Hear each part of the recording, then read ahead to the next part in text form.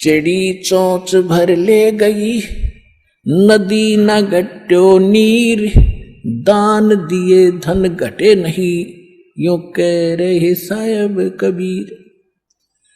परमात्मा अपना साइन कर रहे हैं इस वाणी को बोल करके, कह रहे साहिब कबीर के दान करने से धन नहीं घटेगा, ये नियम है परमेश्वर का। और दान सुपात्र को करे। गुरु बिन माला फेरते, गुरु बिन देते दान, गुरु बिन दोनों निष्फल हैं, चाहे पूछो वेद पुराण। देते को हर देत है, जहां तहां से आण, अण देवा मांगत फिरो, फिर साहिब सुने ना कान। अब परमात्मा ने एक भूमिका करके दिखाई हमारे को कि साईं इतना दीजियो जिसमें कुटुंब समावे, एक धानक, एक जुलाहा, सुबह से लेकर शाम तक एक बारीक बारीक तार इकट्ठे करके धागे और कपड़ा बुनता है। एक दिन में मुश्किल से भी 5 फुट 10 फुट बना पाता है, 5 फुट 4 फुट, और बहुत लंबा सैकड़ों फुट का तार वो थान बनाना पड़ता है। ताना बनाते थे, वो हफ्ते में पूरा होता। उसकी जो मेन ताना मालिक को मिलता है, उसमें से अपने परिवार के लिए जो आवश्यक सामग्री थी, खाद्य पदार्थ लाते और शेष बच जाते, उसको सत्संग और भंडारा में लगाया करते थे। इस प्रकार परमात्मा हमें उदाहरण देते हैं कि इस लोक में आप भगवान की भक्ति अवश्य करो, पूर्ण संत से प्राप्त करके, फिर परमात्मा एक्शन में आवेगा। और वैसे आप ये फार्मूले अपनाओगे तो सफल नहीं हो पाओगे, क्योंकि फिर आपके साथ काल रहेगा, ये मन है, और केवल वर्क डन मिलेगा आपको। यहां वर्क से भी अलग मिलेगा आपको, किस्मत से भी न्यारा देगा परमात्मा, क्योंकि हम परमात्मा से कुछ और मांग ही नहीं रहे, इतना ही मांगते कि हमारी भक्ति बनी रहे और हमें कोई आवश्यक वस्तु का अभाव ना हो, बस इतना सा। अब जैसे ये सोचते हैं अपने बच्चों के लिए ये बना दूं वो बना दूं। एक लाला जी था सेठ धनी, उसने अपने मुनीमों से एक दिन अपनी टोटल संपत्ति का, सारी संपत्ति का टोटल करवाया कि कितनी संपत्ति होगी। उन्होंने बताया जी इतनी होगी, मेरी कितनी पीढ़ी इससे निर्वाह कर सकती है। उन्होंने बताया कि जी आपकी 5 पीढ़ी तो बैठा खा सकती है, इतनी संपत्ति आपके पास, धन है। अरे भले आदमियों, फिर छठी क्या खाएगी? वो छठी क्या खाएगी? और कुछ विधि बताओ। तो उन्होंने कहा जी साधु संत बताते हैं, उनके सत्संग सुनने चाहिए। तो सत्संग में बताया गया कि भाई दान करे, जब धन चाहे तो दान करे, और दान से धन घना मिलता है। और दान में जैसे साधु संत भक्तों को जो दान कराया जा, वो ज्यादा लाभ देता है। जैसे यहाँ तो सारे साधु संत आते हैं, भगत, असली भगत तो यहाँ आते। फिर भी जो भी जैसा मालिक के नाम पर कहीं के जंगलों में झोपड़ियों में बैठे थे साधु भक्त, तो पिछले संस्कारी होते, पिछले पुण्य उनको प्रेरित करते हैं, तो वो कहीं ना कहीं बैठ कर राम राम करते ही रहते हैं। लेकिन भविष्य का चार्जर उनके पास है नहीं, पिछले पुण्य उनके पास है, जिस कारण से प्रेरित होकर के इतना बड़ा फैसला लिया, जंगल में बैठे या कहीं भी कोई साधना कर रहे हैं।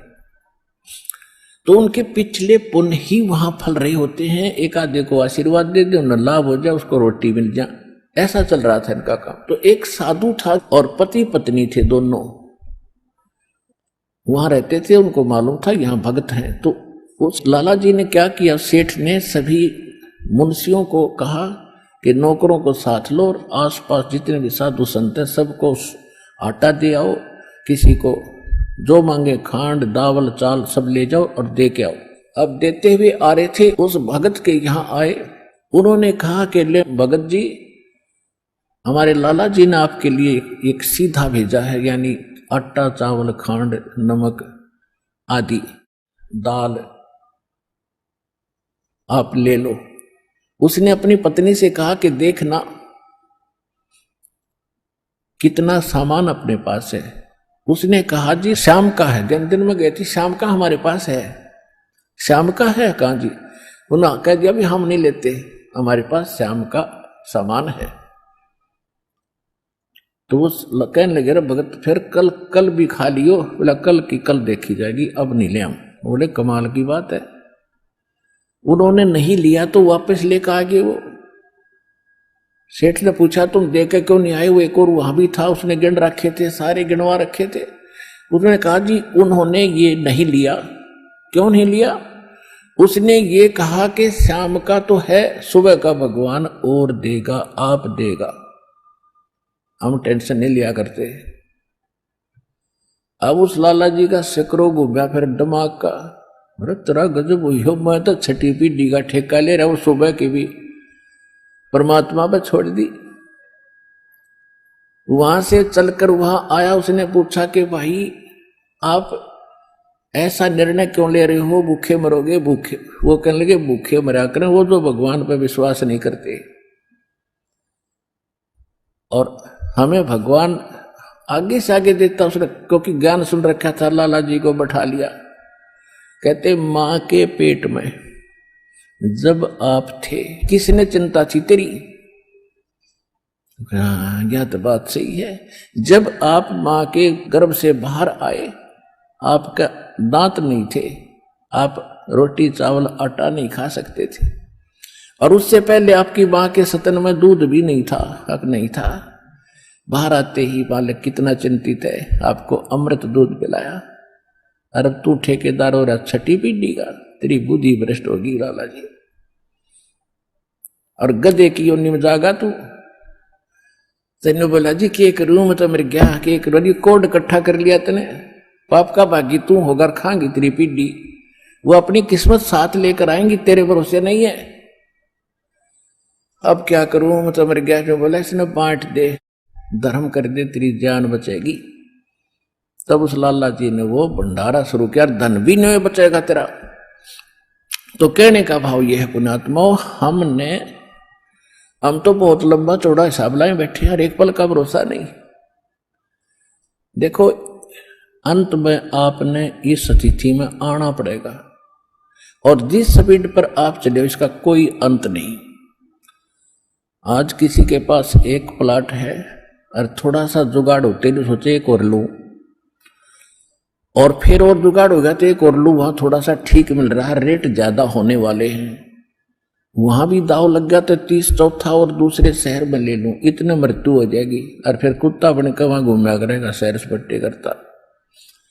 यह बात आपने याद रखनी पड़ेगी, 101% सत्य है। अब जो आपको दास ने परमात्मा की वाणी सुनाई थी कि सुरपति दुखिया भूपति दुखिया, अरे रंग दुखी बपरीति हो।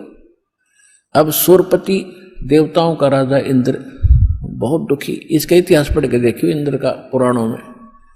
कहते हैं एक बार एक ऋषि ने इसको श्राप दे दिया इंद्र को, उसका स्वर्ग उजड़ गया, और इंद्र मांगता फिर जंगल में धक्के खा रहा। और फिर कभी देखते हो राक्षसों ने चढ़ाई कर दी, देवताओं का राक्षसों का लठबाज रहा है झगड़ा हो रहा है, और मृत्यु के बाद फिर इंद्र गधा बनता, गधा। तो यहां कहते सुरपति दुखिया भूपति, सारी पृथ्वी का राजा भी दुखी, और रंग दुखी बप्रीति हो। निर्धन तो स्वाभाविक दुखी, उस पर सारी आपदाएं आती ही हैं जब तक वो भगवान की शरण में नहीं आता। जब वो परमात्मा की पावर से जुड़ जाता फिर रंग हो और चाहे राजा हो, परमात्मा तो उनको सब अपने हिसाब से डील करेगा। फिर परमात्मा कहते हैं कहे कबीर और सब दुखिया, एक संत सुखी मन जीती हो। अब आपने मन जीतना पड़ेगा, आपने मन जीती बनना पड़ेगा। कैसे? जैसे एक रंका और बंका नाम के दो पति पत्नी भगत थे, और परमात्मा आए हुए थे। परमात्मा क्या करते हैं, आपको वेदों से भी प्रमाणित किया है कि जब चाहे कहीं पर भी एक साधु संत रूप बनाकर वो कुछ समय उस क्षेत्र में रहा करके क्योंकि वहां उनकी कुछ पुण्य आत्माएं होती थी, उनको फिर से चार्ज करते थे, ज्ञान सुनाते थे, माया से हटाते थे और भक्ति में जोड़ के उनके पुण्य कर्म बना के वहां से अंतर्ध्यान हो जाते थे। और उसी समय नामदेव जी महाराष्ट्र के अंदर नामदेव जी छिप्पी जाति में ये भी प्रकट थे। ये पहले ओम नाम का जाप करते थे। ये पिछले जन्म के पुण्यकर्मी प्राणी ही होते हैं जिनमें बचपन से ही परमात्मा की तड़प होती है।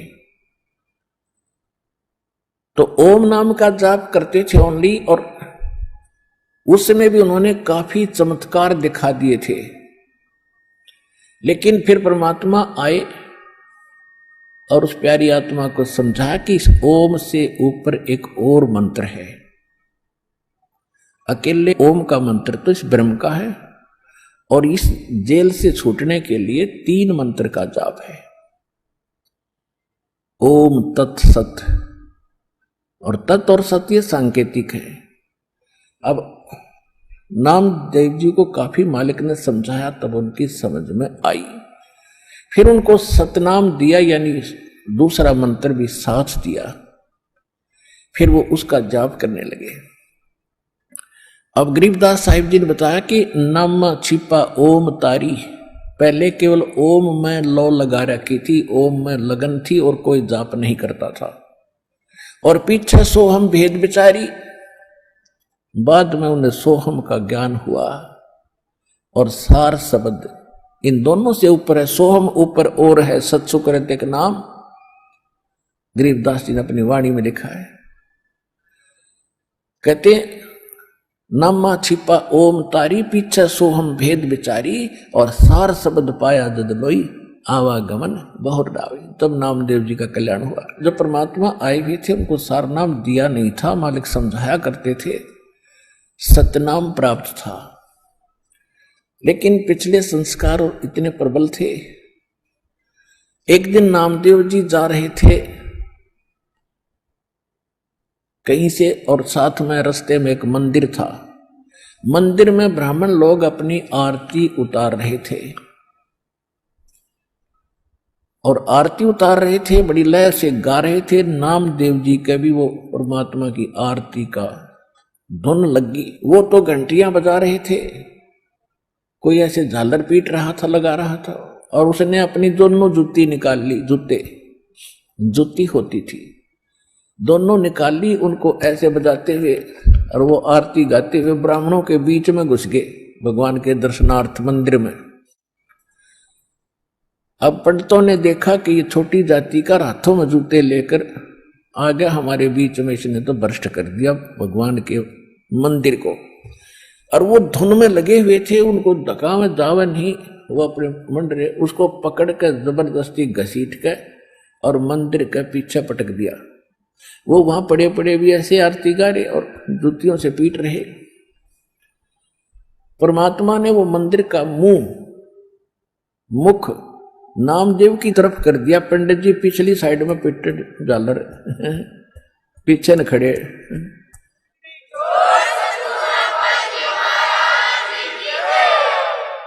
अब नामदेव जी चले गए रंका और बंका, और एक उनकी लड़की थी वंका। नामदेव जी रंका और वंका के घर अधिक जाते थे, क्योंकि वो भी परमात्मा के शिष्य थे।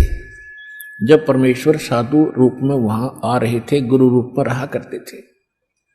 अस्थायी सटे उनका कुछ समय का था वहां पर। तो जो ही वो उस रंका बंका के घर गए नामदेव जी, और वो लड़की उन भक्तों की, रंका और बंका की, एक पट्टी तैयार करे थी, जैसे अपने देसी औषधि बना के हल्दी कूट के तेल में पका के। नामदेव ने पूछा, बहन क्या कर रहे हो ये? वो कहने लगी, भाई तेरे खोदे हुए खड्डे आंट रही हूं। अब मैंने क्या कर दिया कि भाई तू कतई नहीं मानता, भगवान गुरुदेव जी कितना संकेत करते हैं, भाई तुम अपनी यह हंगा मत दिखाया करो, अपनी शक्ति का प्रदर्शन ना करा करो, थारा भट्ठा बैठ जाएगा। पर भाई तुम बाज नहीं आता। और भक्तों की इज्जत रखने के लिए भगवान को दुख ठाना पड़ता है। तेरे को क्या जरूरत थी वहां उस मंदिर में घुसने की। और जब तेरे को बाहर पटक दिया ना भगवान की इज्जत का, तेरी इज्जत नहीं भगवान की इज्जत थी वहां पर। भगवान का नाम लेनिया नहीं रहे वो कोई, सबको पता था कि उसका भगत है, उस गुरु का परमात्मा नाम बदल कर वहां रह रहे थे। और क्या बनती बेरा तुझे, तेरे को जरा सी लगती है तू आंख नहीं खोलता। और परमात्मा ने तेरा मंदिर फेरा ना, उनके हाथों के चोट लागी, हाथ लाल हो गए, उनके जख्म हो गए भाई। गुरु बता रहे थे मेरे तीन बेटी, वो मानता कोई ना, बहुत बार समझा लिया, आज उसने ऐसे ऐसे कर दिया और मैं वहां गया था उसका मंदिर फेर के आया हूं भक्ति की इज्जत रखने के लिए। और गुरु जी का हथम जख्म हो रहे हैं, चाल दिखाऊंगी। अब वो लेकर गए, पट्टी बांधी, नामदेव पढ़कर तरुणों में रोने लग गया, महाराज मेरे से गलती होगी। बेटा भक्ति भाव में गुरु जी के आदेशानुसार चलना चाहिए आपने, जी आगे से ऐसी कोई गलती नहीं करूंगा, मेरे से माफ करो। अब उसको आगे भी पढ़ाई पढ़ानी थी, ये यहां इसको रोकना जरूरी था, अगले भक्ति देनी थी, सार नाम देना था। इन बकवादों में सार नाम थोड़ा ही फलेगा। चुप हो गया, अगली नहीं गलती करूंगा आगे।